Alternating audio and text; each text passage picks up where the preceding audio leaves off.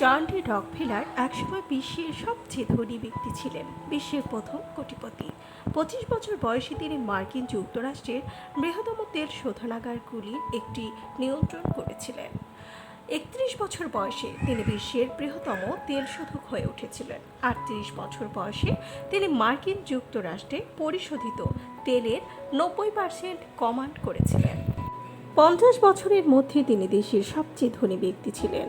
একজন যুবক হিসেবে প্রতিটা সিদ্ধান্ত, মনোভাব এবং সম্পর্ক তার ব্যক্তিগত ক্ষমতা এবং সম্পদ তৈরি করার জন্য তৈরি করা হয়েছিল। কিন্তু 53 বছর বয়সে তিনি অসুস্থ হয়ে পড়েন। তার সারা শরীর ব্যথায় কুঁকড়ে যায় এবং তার সমস্ত চুল পড়ে যায়। প্রচণ্ড যন্ত্রণার মধ্যে বিশ্বের একমাত্র বিলিয়নিয়ার যা চান তা কিনতে পারেন, কিন্তু তিনি কিছু খেতে পারতেন না। তিনি কেবল স্যুপ হজম করতে পারতেন। একজন সহযোগী লিখেছিলেন, তিনি ঘুমাতে পারতেন না, হাসতেন না এবং জীবনের কিছুই তার কাছে ভালো লাগতো না। তার ব্যক্তিগত অত্যন্ত দক্ষ চিকিৎসকরা ভবিষ্যৎবাণী করেছিলেন যে তিনি 1 বছরের মধ্যে মারা যাবেন। সেই বছরটা যন্ত্রণায় ধীরে ধীরে কেটে গেল। মৃত্যুর সন্নিকটে এসে তিনি একদিন সকালে জেগে উঠলেন অস্পষ্ট উপলব্ধি নিয়ে যে তার কোনো সম্পদ তার সাথে পরলোকে নিয়ে যেতে পারবেন না।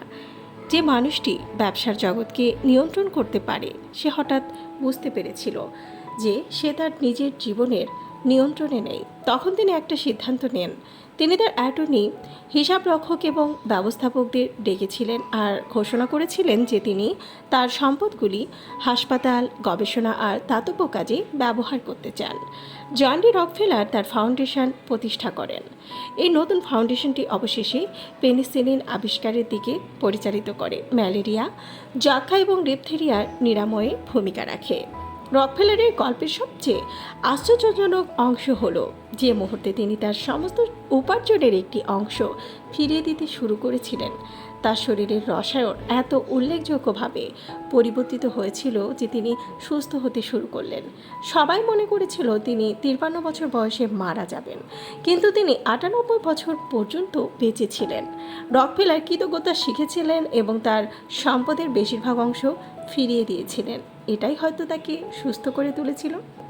মৃত্যুর আগে তিনি তার ডায়েরিতে লিখেছিলেন, সৃষ্টিকর্তা আমাকে শিখিয়েছে সব কিছুই তার এবং আমি তার ইচ্ছা মেনে চলার জন্য একটি প্রাণ মাত্র। আমার জীবন দীর্ঘ সুখের হয়েছে। পরিপূর্ণ পরিশ্রম, বিনোদন, খেলাধুলা করে আর দুশ্চিন্তা বাদ দিয়ে আমি প্রতিমধ্যে সৃষ্টিকর্তার কৃপায় নতুন জীবন ফিরে পেয়েছি।